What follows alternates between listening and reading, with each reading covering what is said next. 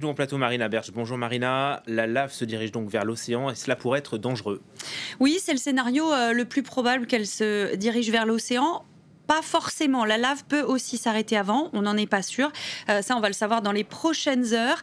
Alors d'abord, le contact entre la mer et la lave peut créer d'abord des explosions et également de la fumée, un énorme nuage toxique de plusieurs dizaines de mètres de haut qui peut se propager très loin en fonction du vent. Alors pourquoi elles sont toxiques, ces fumées? Déjà, il faut savoir qu'avant même que cette lave rencontre l'océan, eh bien, ça émet du soufre, beaucoup de soufre. On a le chiffre 8 à 10 000 tonnes de soufre par jour, ce qui est évidemment très irritant.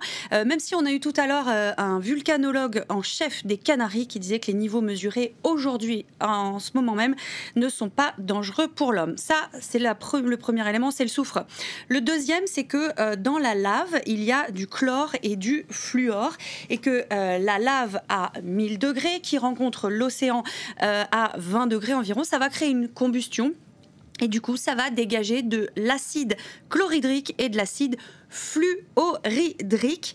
Les acides émettent, eux, des particules fines. C'est extrêmement toxique si on respire cet air.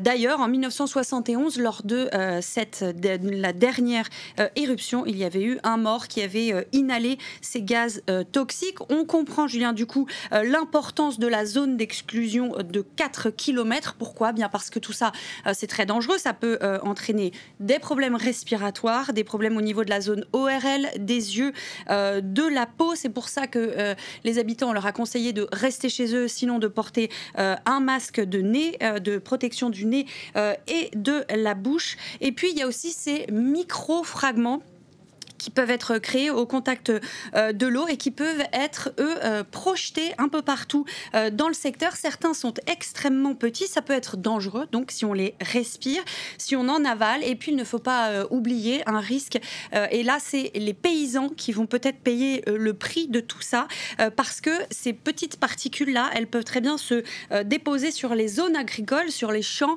là où on cultive les fruits et les légumes sur place. Alors, on va voir si les pluies, s'il y aura des pluies ensuite qui pourront un peu laver tous les champs de ces particules-là, et si les fruits et légumes seront consommables. En tout cas, on le comprend bien, ça met en danger les hommes, ça met en danger aussi la faune et la flore, il peut y avoir de l'eau acidifiée également qui est un danger pour les poissons. Donc l'univers marin, lui aussi, est en danger. Et puis, j'ai pas une bonne nouvelle, les coulées, ça va pas se terminer en plusieurs jours, ça peut durer des semaines, voire des mois.